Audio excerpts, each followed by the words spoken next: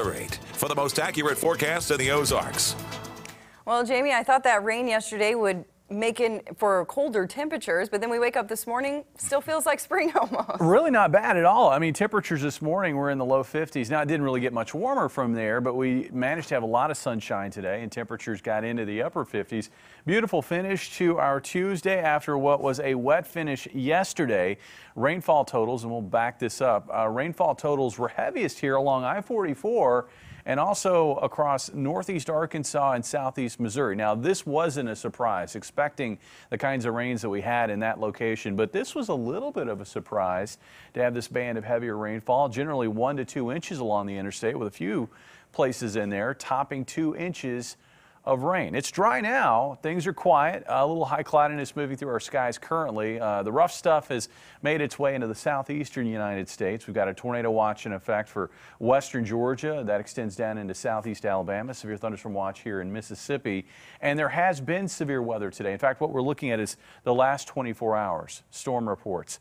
And remember yesterday we were talking about how this was going to be the favored corridor for severe weather, and this was going to be the favored corridor for severe weather, and that's how things went. We really did not see much locally in our area. Certainly good news, but we had a lot of rain and we had a lot of lightning and a few reports of gusty winds and small hail. Now that storm system continues to wrap up over Iowa. You can see it right here, and what it's going to do over the next couple of days, and it didn't do it today, but over the next couple of days it will deliver colder air into the area. And with that colder air, there will be some cloud cover. Now, it looks like there will be less cloud cover and less cold air than previously what the thinking was, but it will still be a lot chillier than it's been. Temperatures pretty much on target, I think, for early January as we take a look at Wednesday and Thursday's highs. Let's show the forecast. Overnight tonight, much of the night looks quiet and clear. There will be a little more cloudiness, I think, sneaking into our northern counties. Some of that may get into the Springfield area near sunrise. That wave will move out. I think we start the day off cloudy here in areas closer to central Missouri, but I think we end up with mainly sunny conditions as we're wrapping up the day. The rest of us looking at a fairly sunny day. Then we get into Wednesday night, and it looks quiet, mostly clear skies, a little high cloudiness sneaking in. There could be a few clouds here north of Highway 54, and that's going to be a zone where we could find a bit of cloud cover again on Thursday. But for most of us, I think we're going to find sunny skies. Temperatures tonight, colder than last night, dropping a little below freezing in most places, 30 for a low in Springfield. Afternoon highs tomorrow, and there's your I don't know if I want to say coat weather, but certainly colder weather returning with highs in the low to mid 40s north to upper 40s near 50 off to the south.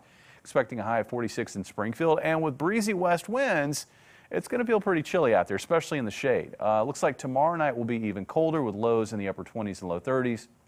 And then on Thursday, fairly similar readings, expecting gusty northwest winds again, and afternoon highs which will range from the low to mid 40s north to upper 40s and low 50s to the south. Looks like about 45 or so here in Springfield for a high. Now, as we wrap up the week, we're going to wrap it up with quiet weather, but clouds are going to be on the increase on Friday, and then the next storm moves into the area by Saturday morning, and that's going to be our next shot at showers, rain showers. And no severe weather with this one. And then that one will gradually exit as we work through Sunday. There may be some wraparound clouds that linger into part of Sunday before skies clear out. And you can see the colder air. I've got that kind of marked by blue off to the north. We're really not tapping that with this system. So temperatures really don't get a lot colder in the wake of that storm. So we're looking at highs generally in the 40s and low 50s over the next 7 days with lows in the upper 20s and low 30s, which is pretty close to what it should be for this time of the year. Guys? All right. Thanks, Jamie. The Community Blood Center